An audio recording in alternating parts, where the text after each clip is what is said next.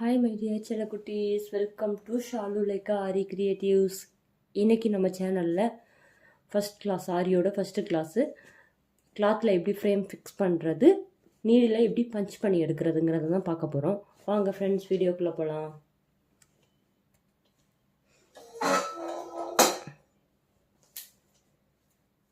இப்போது இப்படி இருக்கிறதுல நமக்கு 2 ஃப்ரேமாக தான் இருக்கும்.